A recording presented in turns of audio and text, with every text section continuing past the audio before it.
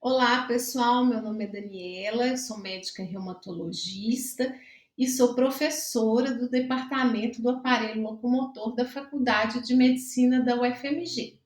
E eu vou falar para você sobre a doença de Sjögren. Sjögren foi um oftalmo sueco. Ele cunhou o termo ceratoconjuntivite seca em 1933 para descrever alterações da superfície ocular resultantes da deficiência do componente aquoso da lágrima em uma série de 19 pacientes, que também tinham boca seca e frequentemente uma artrite deformante. E o que é a síndrome de Sjögren? É uma doença crônica, autoimune sistêmica, caracterizada pela inflamação focal nas glândulas exócrinas e em outros tecidos epiteliais. Nós podemos chamar de epitelite. Isso causa secura das mucosas e grande diversidade de manifestações clínicas sistêmicas. Ela comete, sobretudo, mulheres, na proporção de 9:1, entre a quinta e a sexta década de vida. A prevalência varia nas publicações de 0,05% a 0,5%, uma doença rara. Ela pode ser primária ou pode ser secundária a outras doenças reumatológicas, como artrite reumatoide e lúpus. E pode estar associada também a tiroidite de Hashimoto, cirrose biliar primária, colangite esclerosante primária. E a síndrome de Sjögren é comum a sua ocorrência junto com a fibromialgia. Isso pode ocorrer até em 50% dos pacientes. E o que acontece na síndrome de Sjögren? Por que acontece? Parece haver uma susceptibilidade genética, então indivíduos da mesma família têm maior probabilidade de ter a síndrome de Sjögren. Já são reconhecidos alguns genes HLA e outros genes não HLA que estão envolvidos na ativação do sistema interferon, implicados na etiopatogênese da síndrome de Sjögren. E como o processo que leva às manifestações clínicas da doença ocorre? Resumidamente, fatores hormonais, como a diminuição do estrogênio, nós vimos que a síndrome de Sjögren incide principalmente em mulheres na fase do climatério e menopausa. E fatores ambientais, como infecções virais, em uma pessoa geneticamente predisposta, levaria à ativação imunológica e à apoptose das células epiteliais. Isso liberaria autoantígenos, levando ao processo imunológico que culmina com a proliferação de linfócitos B e produção de anticorpos, além de hipergamaglobulinemia. Na histopatologia da glândula salivar, a gente pode evidenciar esse agregado de linfócitos. Aqui, por exemplo, na lâmina A, vemos o tecido de uma glândula salivar menor de uma pessoa sem a doença. A seta aponta para um ducto dessa glândula. Na lâmina B, a gente já vê o tecido de uma glândula salivar de uma pessoa acometida pela síndrome de Sjögren.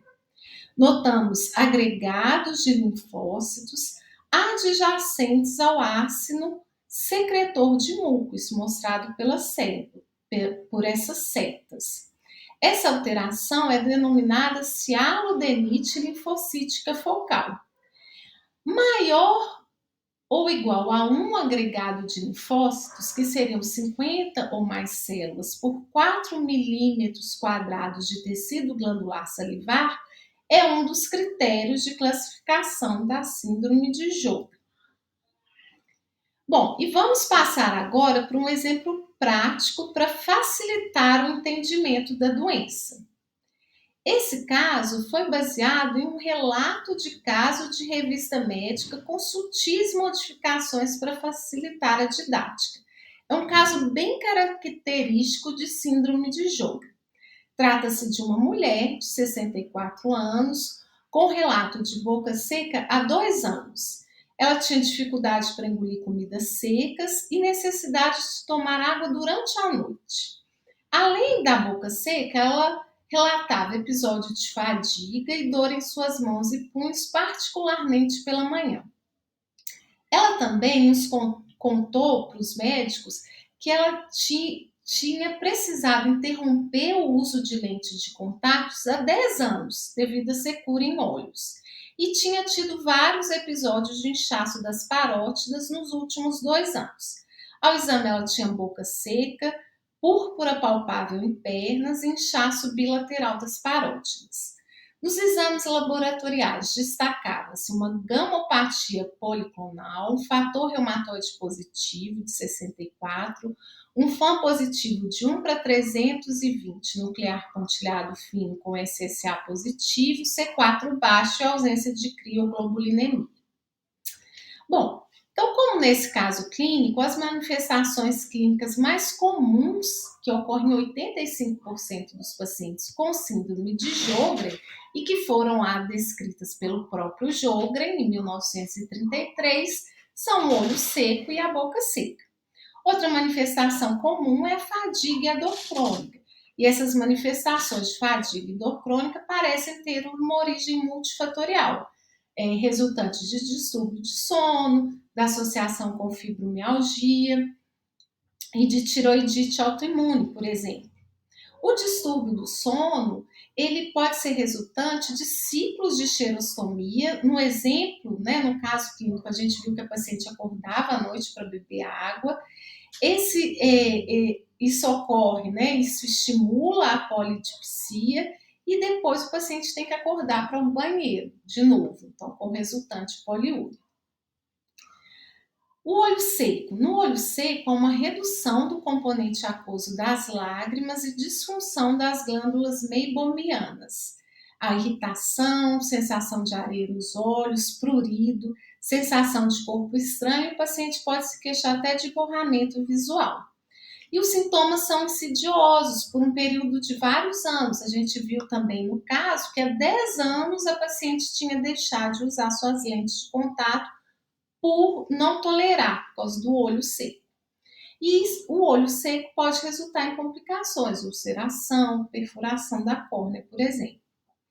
Para constatar objetivamente o olho seco, pode-se usar colorações que mostram dano da superfície epitelial, como nesse exemplo, em que o corante verde lisamina cora a conjuntiva do paciente. E ele está mostrando um tecido desvitalizado ali da conjuntiva. Da mesma forma que o corante rosa bengala também mostra um dano da superfície epitelial da conjuntiva e da córnea. Outra medida objetiva de olho seco é o teste de Schirmer, que mede a produção da lágrima por meio de um papel graduado. Você deixa o papel no olho do paciente por 5 minutos e se esse papel umedecer menos que 5 milímetros, é uma indicação de diminuição da secreção lacrimal. Outra queixa do paciente frequente, do paciente com síndrome de Sjögren, é a boca seca. Além da xerostomia, ele pode se queixar de disfagia, de aderência do alimento à superfície bucal, de dificuldade de engolir alimentos secos, de sempre precisar do acompanhamento de líquidos para comer esses alimentos. A falta de saliva pode levar a problemas dentários, mudança no sabor, dificuldade para falar por longos períodos e até perda de peso por causa dessa dificuldade de se alimentar. Pode haver complicações como cáries, candidíase oral, refluxo laringotraqueal, levando a pigarro, tosse, dor subesternal, despertar noturno, esofagite. No exame, você pode ver uma atrofia papilar e lobulação da língua, como no caso dessa foto. Lábios secos, aparência vítrea da mucosa oral palatina e ausência de acúmulo de saliva sublingual. Lembrar que a síndrome de Sjögren é uma doença rara e a gente tem diversas outras causas de olho seco e boca seca. O próprio envelhecimento pode levar a olho seco e boca seca. Medicamentos que são comumente usados pela população, como antidepressivos e antihistamínicos, Doenças prevalentes, como a diabetes e outras mais raras, como sarcoidose, amiloidose, infecção pelo vírus da hepatite C, HIV. Boca seca pode estar relacionada à radioterapia, medicamentos anticolinérgicos, diuréticos, neurolépticos, diabetes não controladas, ansiedade. Olho seco, menopausa, cirurgia de córnea, uso crônico de lentes de contato, tela, doença de Parkinson, doenças dermatológicas como dermatite atópica. O aumento das glândulas salivares também é uma manifestação da síndrome de Sjögren. Ocorre em 50% dos pacientes em algum ponto da doença. A paciente do exemplo relatava esse aumento das glândulas salivares. Esse aumento pode ser uni ou bilateral, as glândulas são firmes, difusamente aumentadas e não dolorosas. E ocorre mais comumente nas parótidas, mas pode afetar as submandibulares. Pode ser crônica ou episódica e se resolve em poucas semanas. O aumento das glândulas lacrimais é raro e aí nós temos que pensar em outras doenças, como sarcoidose e linfoma. O ultrassom ajuda a confirmar o envolvimento das glândulas salivares. E o foco hipoecóico é a alteração mais comum. Na foto A, a gente tem uma glândula, uma parótida de um paciente com sintomas Zika, mas sem Sjögren. E na foto B, uma glândula parótida de um paciente com sintomas Zika e Sjögren. E aí a ponta da seta aponta para o foco hipoecóico e a seta aponta para outra alteração que pode ocorrer, que é a banda linear hiperecogênica. Os asteriscos estão delimitando a margem inferior da glândula parótida. Além do ultrassom, outros exames que podem ajudar o cialograma e a ressonância magnética, mas o ultrassom é mais factível na prática. Manifestações sistêmicas. Na síndrome de Sjögren podem ocorrer diversas manifestações sistêmicas, além daquelas manifestações exócrinas que a gente falou, do olho seco, boca seca e aumento das glândulas salivares. Por exemplo, pode ocorrer manifestações pulmonares, com a doença pulmonar intersticial, manifestações do sistema nervoso central, com lesões desmielinizantes, por exemplo, manifestações renais, como crioglobulinemia associada a glomerulonefrite ou nefrite intersticial, manifestações articulares, artralgia, e pode haver sinovite ou não, manifestações cutâneas, como a púrpura, do exemplo da paciente que está relacionada a uma vasculite de pequenos vasos, né? E a neuropatia periférica e acometimento muscular, por exemplo. Aqui é uma foto de uma paciente com púrpura palpável nas pernas, de uma paciente com síndrome de Sjögren, púrpura palpável em pernas. Aqui é um exemplo de manifestação pulmonar na tomografia de tórax. A gente vê cistos em áreas de vidro fosco e, no caso aqui, trata-se de pneumonite intersticial linfocítica.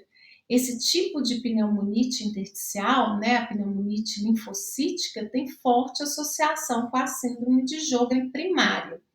E se você biopsiar, né, essas alterações, você vai ver infiltrados linfoplasmáticos no interstício. É o agregado linfóide, como a gente viu nas glândulas salivares. Das alterações laboratoriais, eu vou destacar os autoanticorpos ligados à síndrome de Sjögren. Então, o FAM pode ser positivo em até 64% dos pacientes, FAM em mais altos títulos. O padrão mais comum é pontilhado e centromérico. Anti-RO e anti-LAT estão positivos na maioria dos pacientes. Fator reumatoide em 40% a 70%, e ele está associado a maior frequência de manifestações extraglandulares. Anticentrômero, quando positivo, está associado a fenômeno de Renault e manifestações Zika graves. Antimitocondrial, sobretudo em pacientes com colangite biliar primária, Renault, hipergamaglobulinemia e neuropatia periférica. Para o diagnóstico é necessário suspeição clínica, anormalidades laboratoriais, exclusão de outras causas de olho seco e boca seca e evidência de uma base autoimune para disfunção glandular. Eu preciso de um marcador objetivo de olho seco ou hipofunção salivar. Olho seco, por exemplo, o teste de Schimmer ou aquelas colorações oculares anormais. Boca seca, dei o exemplo do ultrassom, pode ser ressonância ou cialometria, e evidência de disfunção autoimune. Então, os anticorpos característicos, né? Além do anti-RO, LA e outros anticorpos, né? Combinação de FAN e fator reumatoide positivo, pode ser um anticorpo anticentromérico na ausência de esclerodermia, uma biópsia de glândula salivar positiva ou a síndrome de Sjögren, que ocorre no contexto já de uma doença reumatológica bem estabelecida, que é a síndrome de Sjögren secundária. E quanto ao tratamento? Então, é um paciente que tem que ser, todo paciente tem, sobretudo com doença crônica, tem que ser orientado sobre a doença, e educado também sobre o problema. O cartão de vacina precisa ser atualizado, pode ser que esse paciente necessite de uso de imunossupressores, incentivar a atividade física regular, controle de fatores de risco cardiovasculares, há um aumento do risco cardiovascular nessas doenças inflamatórias reumatológicas, evitar medicações que possam piorar os sintomas SICA, como os anticolinérgicos, e um cuidado odontológico preventivo. Dos sintomas SICAs, aí pode-se usar lágrimas artificiais, umidificadores, hidratação, evitar bebidas irritantes, como café e álcool, evitar nicotina, cannabis. A saliva artificial pode ajudar e agonistas muscarínicos também. Para fadiga, orientar exercícios aeróbicos de baixo impacto. No caso de aumento das glândulas salivares, pode ser necessário usar o corticóide por curtos períodos. E no caso das dores musculoesqueléticas, artralgia e artrite, é muito importante verificar se essa dor é devido à fibromialgia ou uma dor inflamatória mesmo, porque aí o tratamento vai ser diferente.